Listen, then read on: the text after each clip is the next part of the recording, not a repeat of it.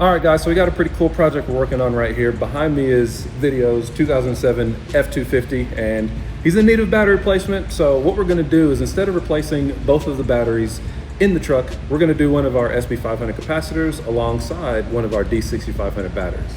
The reason we recommend doing a battery and a capacitor is because two batteries obviously are gonna be very good for your factory GM, Ford, Chevrolet, truck, Ram. But a capacitor and a AGM battery together is going to give you a much stronger foundation to your electrical system, because your battery is going to give you the reserve power while the capacitor is going to give you the burst power. So if you think engine start, you think winches, you think heavy electronics, this combination is going to do very well for you, just because you're going to be able to maintain a stronger and stiffer voltage within the truck. So we'll go ahead and get these thrown in and I'll give you a little rundown.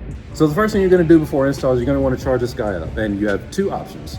First option is to use any AGM charger that is under 15 amps, and you want to leave it on the charger for at least 3, 4, maybe even 5 hours.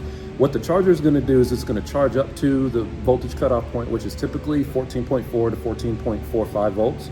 And then you're going to let it rest, which the floating state should be around 13.4, 13.5 volts. You're going to want to let it float so that the capacitor can actually absorb the charge. The other thing you can do is, included in the box is a resistor.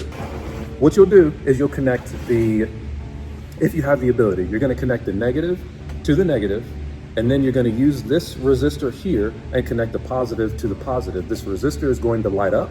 The resistor will get hot because it's resisting current. Essentially from here, when it's charged, the light will go off and you'll be good to install the actual capacitor and the battery. If you do use the battery that you're going to install, you will want to charge the battery back up because it's feeding your capacitor. But once it's charged and the light goes off, if you go that direction, totally good to go. So orientation doesn't necessarily matter, but we opted to put the SuperBANK over here and the AGM over here. Again, they're going to be wired in parallel. And then for install, you just want to make sure that you do the positive first and then the negative. Same with that side. When you're done, crank her on up.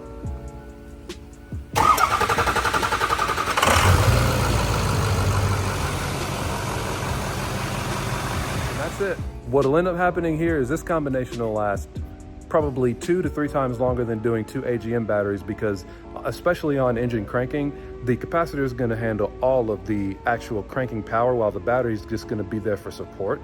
The capacitor itself, you have over 1 million cycles on, which you could think of a cycle as an engine start, whereas the battery itself is typically limited to about 500 to 1500 cycles. This combination will far outlast 2 AGM batteries, and you have way more cranking and power capacity. So again, just to reiterate, GM trucks typically take a Group 48 size, most Fords take a Group 65, most Ram trucks take a Group 48, and our capacitors are made to fit each of the factory direct fit sizes. So get your combo online today, excesspowerbatteries.com or 4excesspower.com. You know, don't let the camera roll and entice you to do a burnout.